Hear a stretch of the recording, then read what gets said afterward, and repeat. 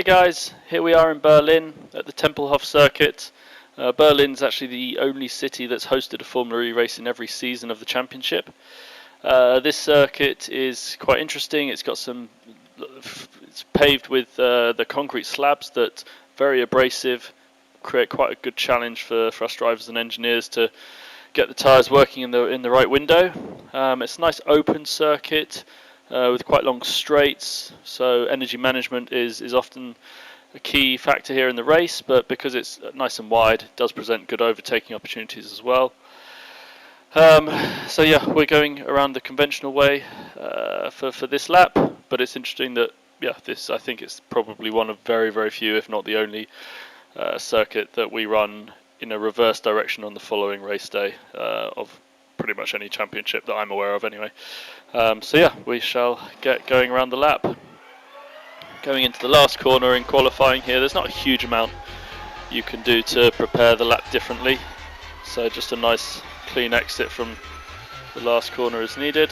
You want to pick out your braking points for turn 1, which is around the 100-meter board, and it's a nice long entry, quite unique in that aspect.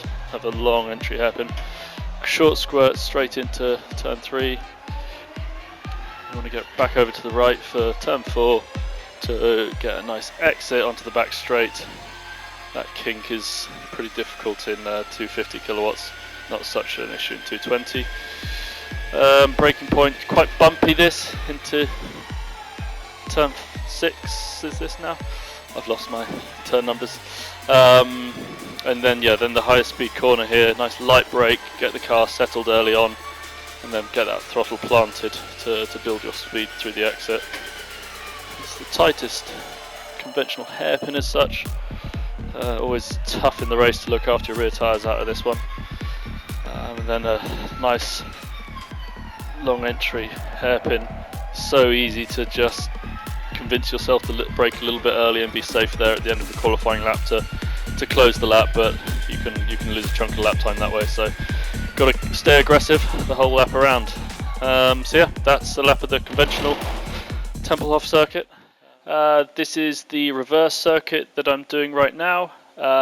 It's a very coarse, abrasive surface. Obviously in both directions it's the same, but it's interesting between the 2 days that we have rubber more in the braking zones when we do the reverse track from traction zones before, and it's a bit of a strange dynamic to have that difference in rubber. But yeah, we'll go around the lap and give you a bit of insight into the challenges that this circuit faces. So starting the lap, it's important with this long corner to try and get as good an exit as possible onto the main straight. There's still a bit of time after the start-finish line to gain a bit of lap time. Aiming just before the 100-meter board for your braking point. It's a nice laterally loaded entry, quite a long hairpin actually. Right close to the wall and exit. Pick up your braking point about 65 meters for this tighter hairpin. Throttle's always quite tough out of here, easy to spin up the rear tyres.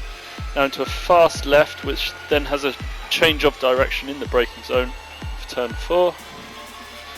Hug the wall all the way to the braking zone for 5. This is a tough one. It's a relatively unsighted apex.